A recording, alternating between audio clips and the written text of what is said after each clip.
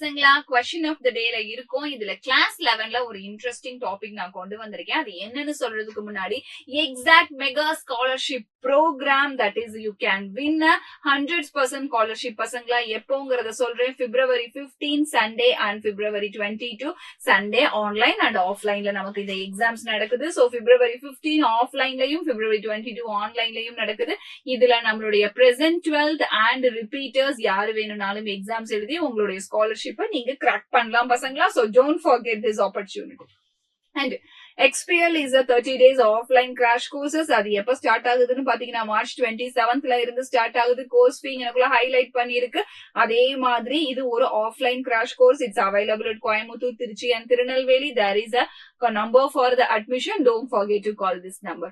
ஆரம்பிச்ச 1 yearல நம்ம Xylem கிட்டத்தட்ட 50+ டாக்டர்ஸ் கிரியேட் பண்ணிருக்குங்கிறத ரொம்ப ஹாப்பியா உங்களோட நான் ஷேர் பண்ணிக்கிறேன். If you have any doubt, don't forget to call this number. What is the question today?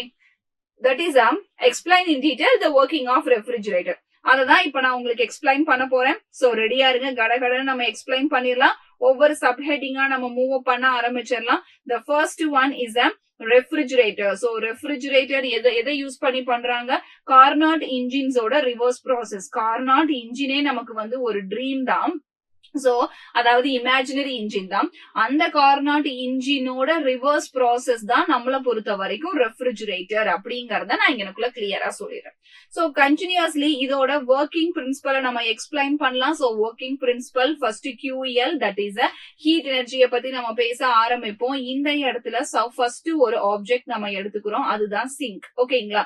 So இப்ப reverse ப்ராசஸ்ங்கறனால QEL, that is a low temperature, the sink is called as a cold reservoir. So cold reservoirனா ரொம்ப சில்லுன்னு இருக்கும்னு அர்த்தம். So எந்த இடத்துலயுமே heat பாத்தீங்க, gold பாத்தீங்க அப்படின்னா எந்த ஒரு சர்க்கம்ஸ்டன்ஸ்க்காகவும் கம்மியாகாது. சோ அப்போ இதோட டெம்பரேச்சர் த லோயஸ்ட் டெம்பரேச்சர். அங்க இருக்கக்கூடிய சப்ஸ்டன்ஸ்ல நம்ம ஒரு ஒர்க் பண்றோம். சோ ஒர்க் பண்ணும்போது அது எக்ஸஸ் அமௌண்ட் ஆஃப் ஹீட்டை எடுத்துட்டு எனக்கு வெளியில மூவ் அப் ஆகுது. இதுதான் இதோட basic working principle. So that is low heat energy. So இதை நம்ம QL னு எழுதிக்கலாம். plus work done is equal to QH. அப்ப energy conservation theorem அப்ளை ஆகுது. So இந்த ரீசன்னாலதான் நம்மளுடைய ஃப்ரிட்ஜ் வச்சிருக்கிற ரூம் எப்பவுமே ஹீட்டா இருக்கு.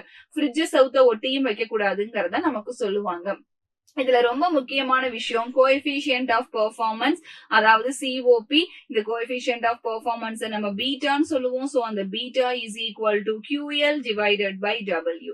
சோ W நான் ஃபர்ஸ்ட் ஈக்குவேஷன்ல இருந்து எடுத்தேன்னா beta is equal to QL divided by QH minus QL அப்படின்னு யூஸ் பண்ணிக்கிறேன். So simply I know the high temperature and the low temperature will be equal to the high heat energy and low heat energy. கொண்டு போய் அப்படியே நீங்க substitute பண்ணீங்கன்னா simply you will get as TL divided by TH minus TL அப்படிங்கறத நம்ம இங்கக்குள்ள எடுத்துக்கலாம்.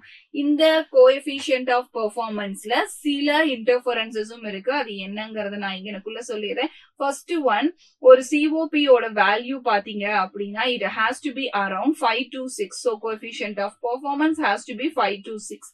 ஒரு refrigerator 5 to 6 வாங்கணும்.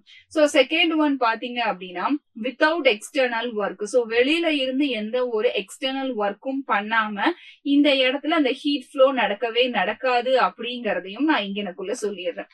சோ தேர்ட் பராமீட்டர் நான் இம்பார்ட்டன்ட் பராமீட்டர் நான் யூஸ் பண்றேன். That is the law of thermodynamics நம்ம யூஸ் பண்றோம்.